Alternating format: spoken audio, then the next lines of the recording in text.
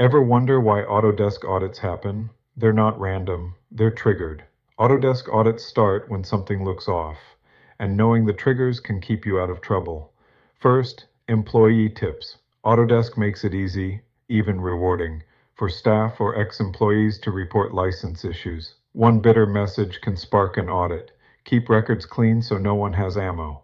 Second, usage data. Autodesk software phones home through tools like Genuine Service. If it sees more installs than licenses or weird usage patterns, compliance gets a ping. Third, blacklisted serials. One pirated or borrowed key, even from a contractor, can trigger a full audit the moment that device connects online.